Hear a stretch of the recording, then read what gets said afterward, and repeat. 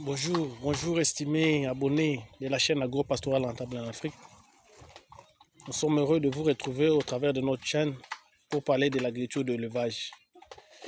Je suis M. Blaise Wamba, ingénieur agronome phytotechnicien, chercheur et acteur du développement communautaire.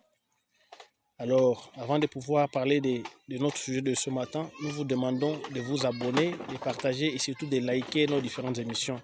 C'est pour nous soutenir afin de nous permettre aussi d'aller de l'avant. Tous, nous devons évoluer et réussir dans l'élevage tout comme dans l'agriculture au travers de cette chaîne. Ça, je vous rassure. Donc, suivez cette chaîne pour ne rien rater. Alors, aujourd'hui, nous allons parler d'un sujet très important. Quelles sont les conditions à réunir pour installer une porcherie dans une ferme agricole? Donc, vous avez votre ferme, mais vous voulez installer une porcherie dans cette ferme-là. Alors, quelles sont les conditions que vous devez réunir? Alors, c'est parti. La première condition à réunir, c'est que votre porcherie doit être près d'un point d'eau. Ça peut être un ruisseau, un forage ou un cours d'eau, ou une rivière, disons. Donc la porcherie doit être près d'un point d'eau. Pourquoi? Parce que le porc boit beaucoup d'eau. Dans l'alimentation de porc, l'eau est un ingrédient primordial. Deuxième condition à réunir, c'est que votre porcherie doit être installée non loin d'une habitation humaine. Donc, la porcherie doit être près de la maison où habite le fermier ou le travailleur de la ferme.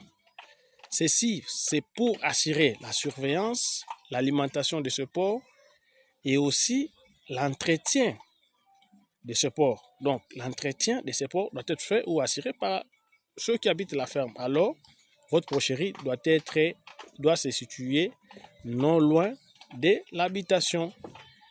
Et ce, à une distance de plus ou moins 20 mètres. C'est-à-dire la distance qui doit séparer votre porcherie à la maison qui se trouve dans la ferme, la distance qui doit séparer ces deux édifices est de plus ou moins 20 mètres. Ceci empêcherait les mauvaises odeurs ou les gaz issus de porcherie de gêner le fermier.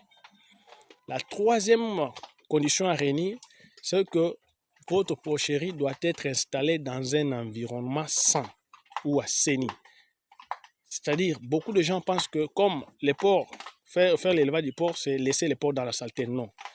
Là où vous avez installé votre porcherie, ça doit être un lieu très propre, assaini, sarclé.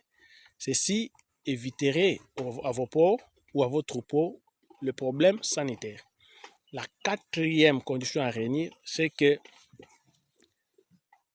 la porcherie doit être installée dans un endroit ventilé ou sous l'ombrage.